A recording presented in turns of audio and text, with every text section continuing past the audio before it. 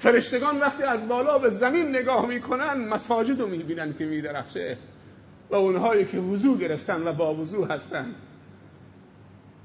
انسانهای نورانی شما مثل ستارگانی برای فرشتگان آسمان میدرخشه. در شب قدر نور آسمان که فرشتگان باشند که نورشون از الله گرفتن، با این نور ایمانی شما تو خانه خدا به هم آویخته میشه. تنزل الملائکه و الروح فیها باذن ربهم من کل امر. سلام، آرامش، امنیت. چه چیزی الان اینجا احساس میکنید؟ خانه، زندگی، مغازه، همه چی رو رها کردید آمدید تو این نصف شب تو خانه خدا در جمع دوستانتون. بعضی داخل نفس زیاد گرمشون میشه، فکر میکنید 2-3 نفر میان بیرون، فکر میکنید اینها میخوام برن، گرمشون شده. نه، یه نفسی میکشه دوباره میاد داخل. خیلی عجیبه. 5 نفر، 10 نفر، 20 نفر آمادن که 4 نفر بیان بیرون، خودشون رو بندازن داخل، بیان جا رو پر بکنن. این بشارت به خیره.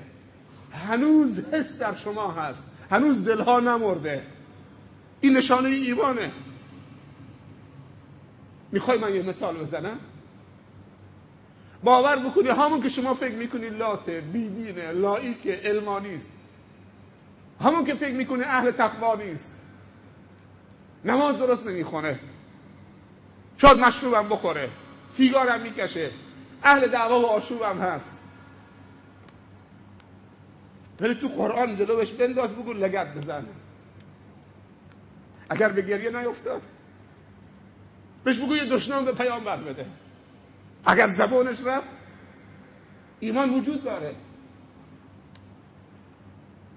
سهل انگاری کرده، غفلت کرده. این عزیزمون درست نوشته. تو رمضان ملاها هم زنده تر میشه. اگر بعد از رمضان ما هم اینطور باشیم،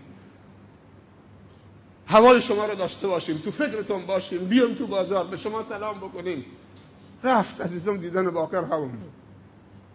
حضرت عبدالله بن عمر یک غلامی داشت، بهش میگو بلند شو بریم بازار. بریم بازار؟ امروز عالم وقتی تو بازار میره اینطوری راه میره که چشمش به نامحرم نیفته. خب چطوری بازار اصلاح بشه؟ این بازاری ها رو تو بازار مساکین رها کردیم، فرصتی گیر میارن میپرن تو مسجد، فرصتی طول سال گیر میارن. دیشب میگم ما اینجا 5-6 صف کم داشتیم چون فرداش تعطیل نبود، ولی امشب 4-5 صف جا کم آوردیم. دنبال یک فرصتی هستن که ببرن. من تو خود همین بازار زیتون بندرعباس رفتم، یه وقتی یک کفشی بخرم، تو چند تا مغازه ها رفتم سلام میکردم، دوستان در می آمدن. رفتیم توی یکی از مغازه ها، گفتن این بچه‌های خوبه